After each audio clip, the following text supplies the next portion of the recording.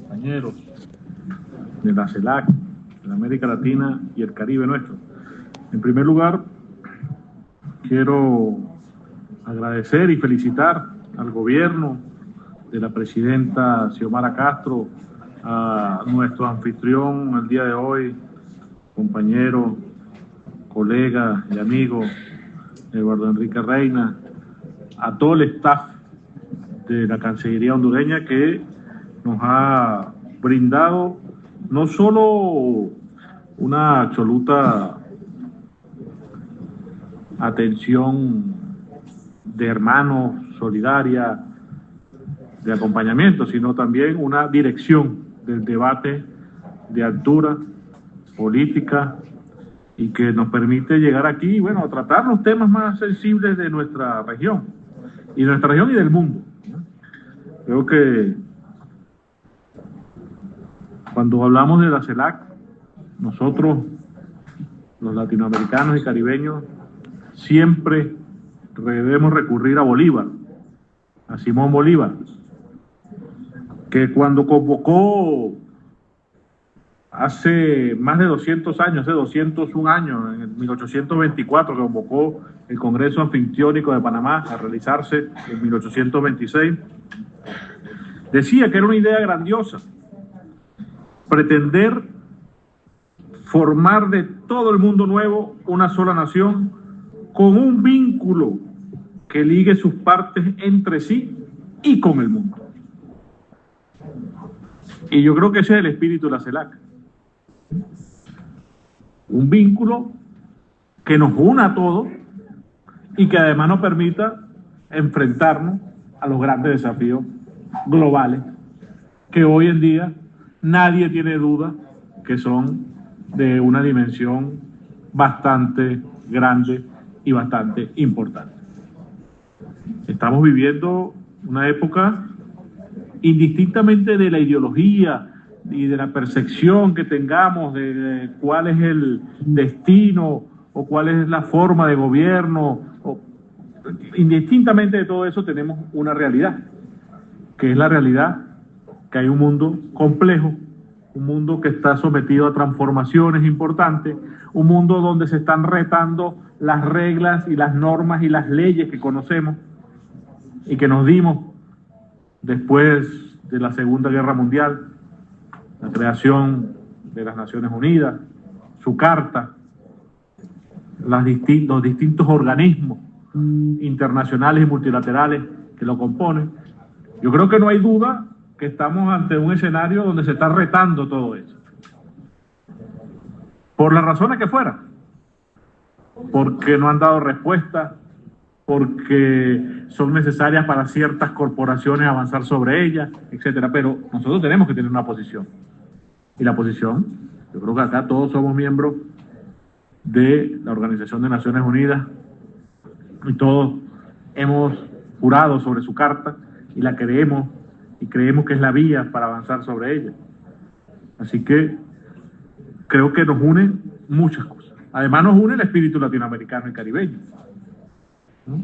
Nos une una identidad que hemos construido a lo largo del tiempo entre todos y todas, y que tiene su punto culminante con la creación de esta organización.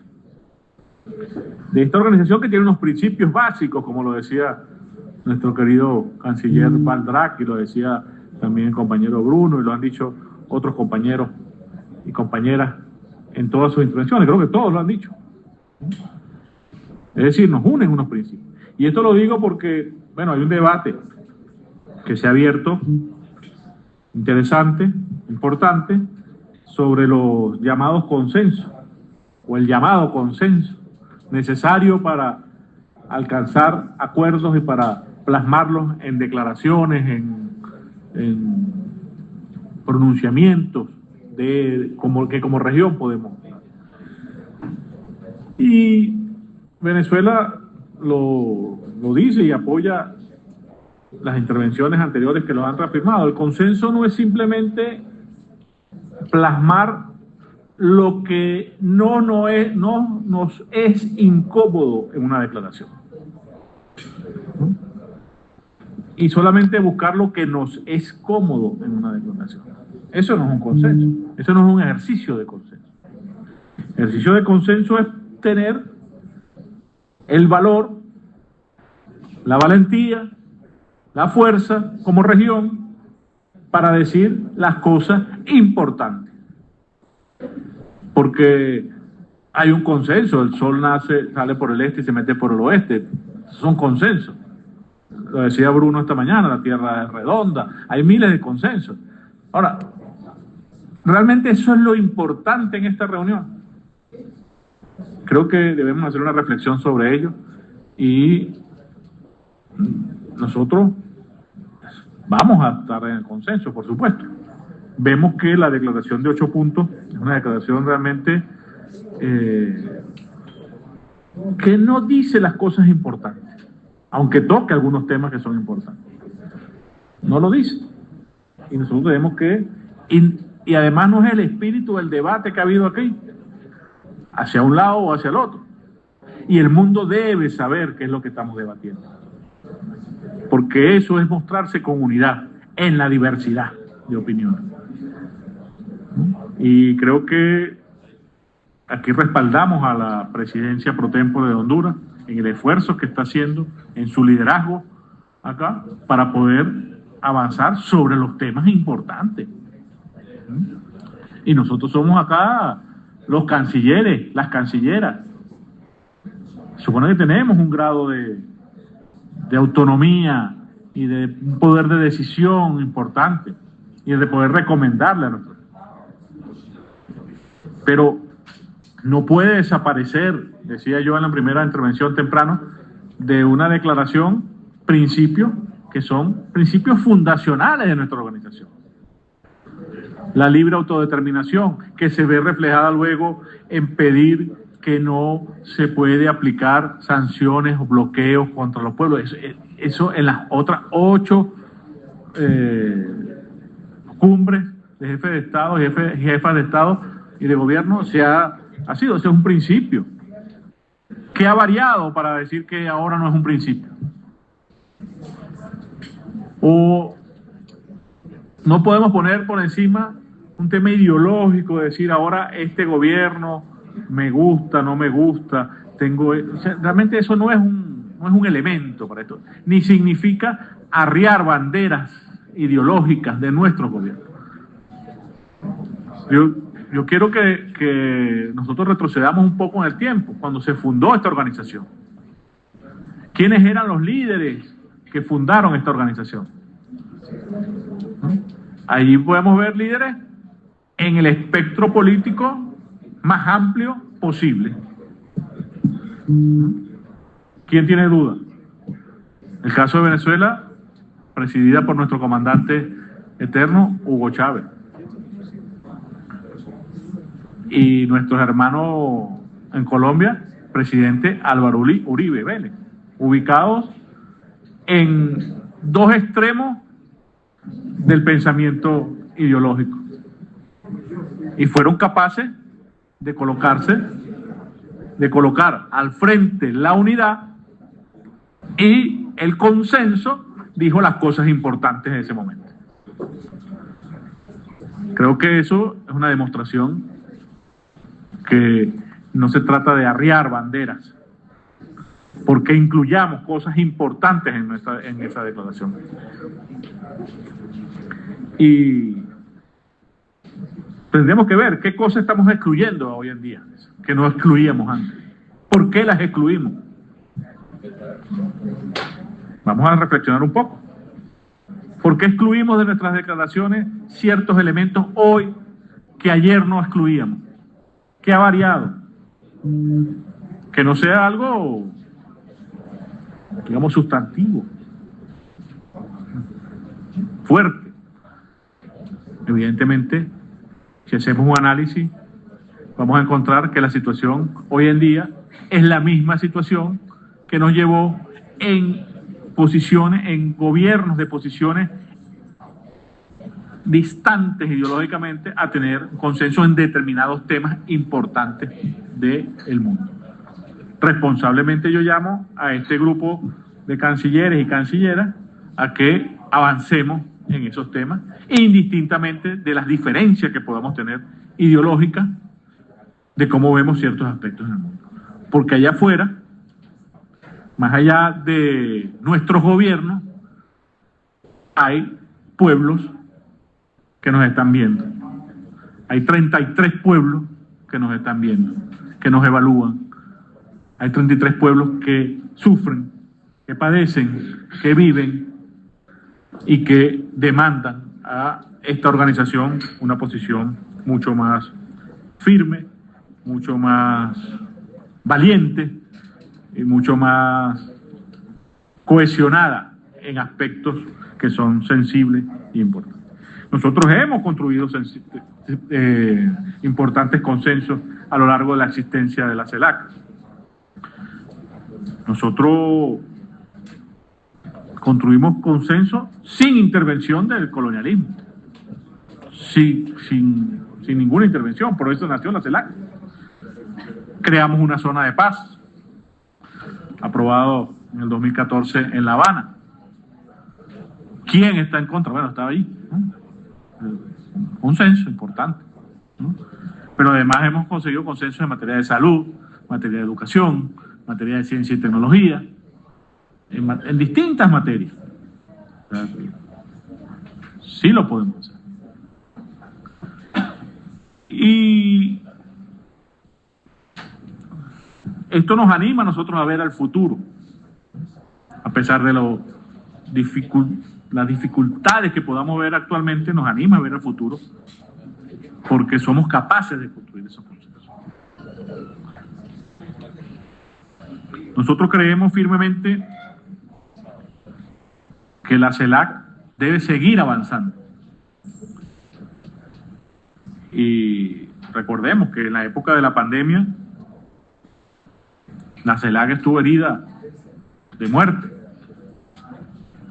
por diversas causas, y coincidió el tema de la pandemia. Y fue gracias a compañeros y compañeras de México, el presidente López Obrador, que pudimos enfrentar una situación difícil y salir adelante, ¿no? Con nuevamente un consenso para salir adelante. Y creemos que es hora que pensemos en que la CELAC tiene que evolucionar, tiene que fortalecerse, tiene que crear una institucionalidad, sea a través de una Secretaría General, una coordinación general, que podamos hacer continuidad a las decisiones que se toman acá. Creo que eso es un debate que tenemos que proponer y dar.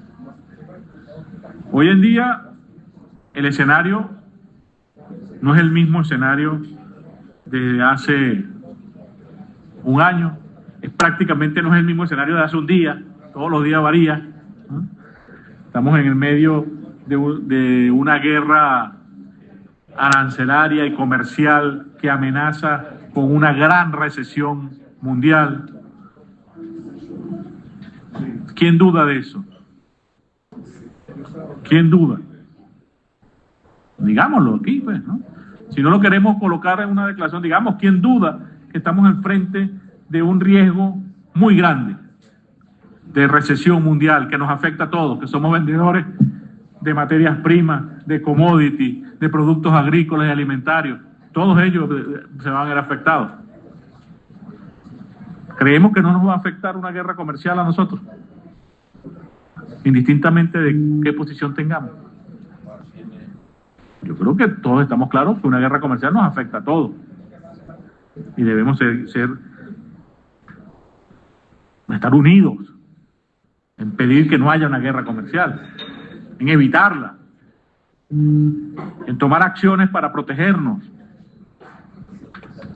Esto no tiene que ver con la ideología que tenga cada uno nuevamente de los gobiernos, es una realidad. Allí tenemos que buscar consenso.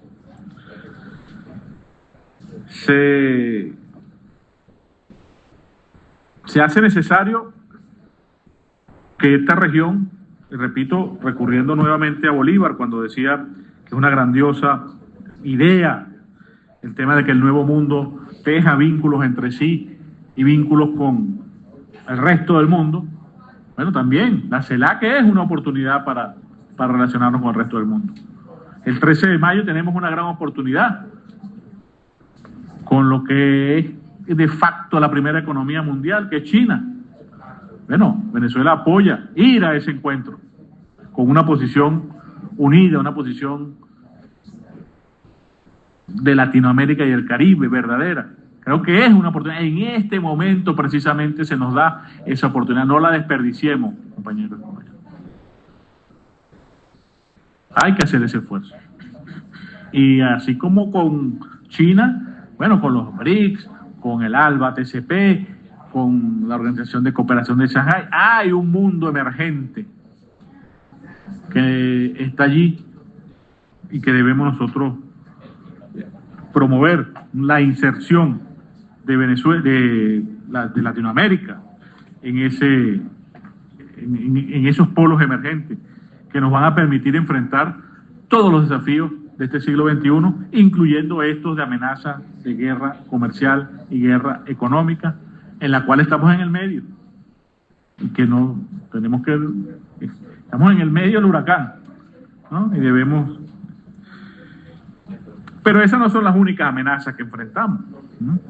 Enfrentamos amenazas que socavan el orden que conocemos mundial, el orden basado en la Carta de Naciones Unidas. Una de ellas, la aplicación ilegal e ilegítima de sanciones, de medidas coercitivas unilaterales, como la llaman técnicamente, es de la cual todos somos víctimas. Cuando Venezuela denuncia ante el mundo la aplicación de medidas coercitivas unilaterales, de sanciones contra la economía venezolana, evidentemente estamos hablando de la afectación que tiene sobre Venezuela este tema. Pero ¿quién puede dudar la afectación que tienen las medidas coercitivas unilaterales sobre el mercado mundial de energía, por ejemplo? ¿O es que cree que vamos a tener un mundo mejor con una nación como Venezuela, que tiene las mayores reservas de petróleo del mundo, afectada por una medida coercitiva ilegal? ¿De verdad creemos que es un mundo mejor? Esa acción, yo estoy convencido que allí también hay un consenso, indistintamente que estemos a favor o en contra de un gobierno determinado. Porque hoy se aplica sobre Venezuela, pero mañana se puede aplicar sobre cualquiera. No lo podemos permitir, son cuestiones de principio. Y igual pasa con las sanciones que son aplicadas, el bloqueo que es aplicado criminalmente contra Cuba. Todos los países, todos de esta región, los 33 países, hemos votado, hemos condenado de manera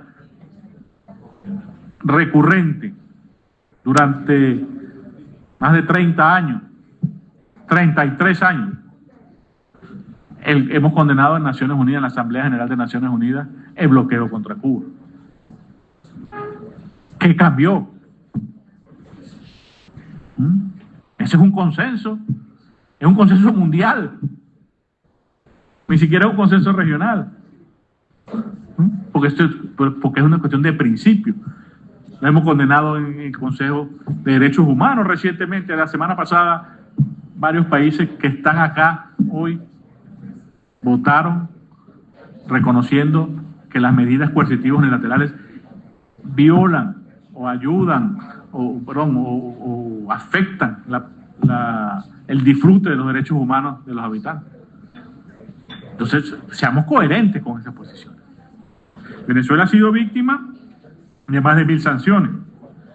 Nuestro presidente Nicolás Maduro ha sido víctima de atentados, intentos de magnicidio, amenazas contra la vicepresidenta, contra distintos ministros. Somos un país asediado, amenazado constantemente, y por eso seguimos y lo denunciamos constantemente.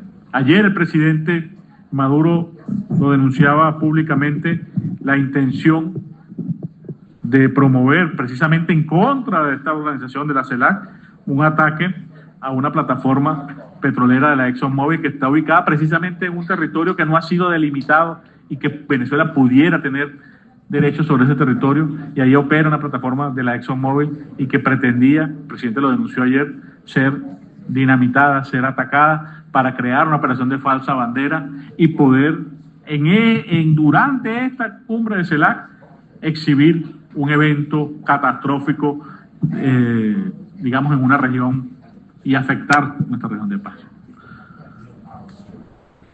Nosotros lo vimos.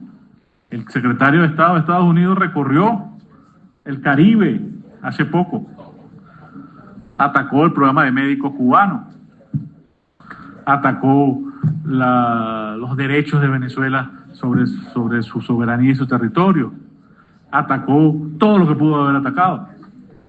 No tiene nada que ver con la ideología, es una posición irracional, ¿no?, que trata de ponernos a discutir, a pelear. Tenemos nuestros mecanismos de solución nosotros. América Latina tiene sus mecanismos de resolución de su conflicto y deben ser respetados. Esa actitud irresponsable del secretario de Estado de Estados Unidos es realmente preocupante para todos.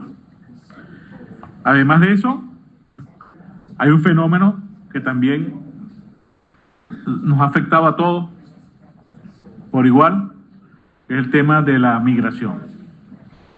Nos ha afectado porque todos tenemos migrantes en Estados Unidos, pero nos ha afectado porque también han inducido migración, como en el caso de Venezuela. Desde el año 2015, a Venezuela trató de imponerse una narrativa de que había una crisis humanitaria que ameritaba una intervención militar de Estados Unidos. La CELAC, en su momento, fue firme condenando esa posición. Y bueno, ya ustedes saben toda la narrativa, pues se redujo de Venezuela el 99% de los ingresos. No sé si todos acá manejan esta información, pero en Venezuela pasamos de un año de 56.000 millones a un año de ingresos por 56.000 millones de dólares por ingresos petroleros, al año siguiente a 700 millones de dólares por ingresos petroleros. Una reducción del 99% de nuestros ingresos, buscando un colapso.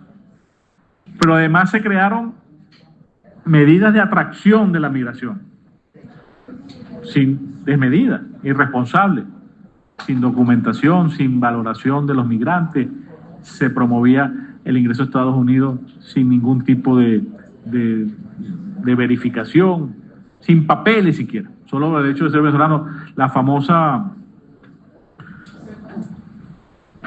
acta que decían ellos que era, su declaración bastaba para entrar a Estados Unidos. Eso creó una perturbación en la migración bastante grave. Y hoy, este mismo gobierno de Estados Unidos comienza una persecución contra nuestros migrantes, que él mismo atrajo, que él mismo promovió para generar una matriz de opinión, y comienza a perseguirlos, a humillarlos, a estigmatizarlos, a crear una etiqueta sobre ellos, que no habíamos visto una aplicación de ese tipo desde la Alemania nazi, la persecución contra el pueblo judío, lo que se le aplica hoy al gentilicio venezolano en los Estados Unidos, que fue promovido su migración hacia allá. Nosotros estamos devolviéndolos. Lamentablemente, y así tengo que denunciarlo, acá se envían, se capturan sin juicio, sin pruebas, sin derecho de la defensa, se capturan migrantes venezolanos como si fueran delincuentes en los Estados Unidos, y para sorpresa de todos se han llevado a un tercer país, miembro de esta organización, El Salvador, y se encarcelan por el hecho de ser migrantes, sin juicio, sin prueba, sin ninguna valoración. ¿Cómo es eso posible? Esto no se había visto, no lo hemos visto jamás, ¿verdad? Y te envían a un tercer país, unos campos de concentración al estilo nazi, que ahora atacan a nuestros migrantes. Esos son temas que debemos nosotros discutir acá, o lo vamos a permitir. Porque hoy es Venezuela, repito, mañana serán otros migrantes. no lo voy a nombrar, pero serán otros. Porque debemos recordar, Venezuela es por lejos el país que tiene más migrantes en Estados Unidos. No lo tiene. O sea, somos el país de menos migración en Estados Unidos en número. Pero se ha estigmatizado, se ha aplicado una etiqueta sobre ello. Y yo creo que eso amerita una defensa de esta organización, o por lo menos un llamado de atención de la aplicación de esa doctrina que ahora intenta imponerse para todos. Son temas, ¿no? Son temas que creo que nosotros debemos debatir sin miedo, debemos debatir con madurez, con responsabilidad, porque para eso es este foro. Un foro que va a trascender las actuales coyunturas, no tengamos dudas de eso. El año que viene nos vamos a volver a ver y nos vamos a volver a discutir y vamos a ver los problemas. Y la diferencia será si hicimos como región medidas para mitigar los efectos de esas condiciones que no dependen de nosotros, o si nos quedamos callados y las avalamos y nos lamentamos entonces el año que viene. Yo creo que el llamado a la reflexión debe ser importante. Creo que más allá de la declaración, dejemos dejar constancia en la presidencia de esta organización que hemos tratado estos temas, que nos preocupan estos temas, que creemos que es importante que la humanidad los aborde de manera rápida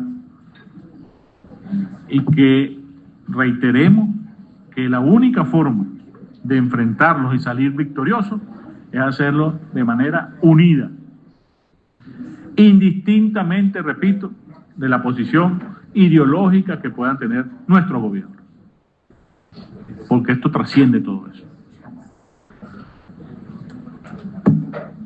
Yo estoy seguro que nuestras hijas, nuestros hijos, hoy en día nos están viendo y lo que hagamos acá va a tener un impacto en lo que va a suceder en la humanidad en los próximos años. Esta región, una región emergente, con recursos naturales importantes, con recursos humanos importantes, en transformación constante, preparada y unidos, estamos seguros que vamos a vencer. Cumplamos entonces nosotros ese destino que ya decía esta mañana nuestra canciller, nuestra querida amiga la canciller de Colombia, que la unidad de nuestros pueblos no es simple quimera de los hombres, sino inexorable decreto del destino. Cumplamos ese destino. No tenemos otro. No nos llamemos a engaño. Veamos la historia, la vieja y la reciente. Veámosla. Por más que nos pinten hoy en día, ya ni nos pintan, pues, ¿no? Ya hoy en día es el ataque, es la desmoralización, es la imposición. Que no nos llamemos a engaño, eso no va a variar. Ni va a haber un beneficiado de eso aquí.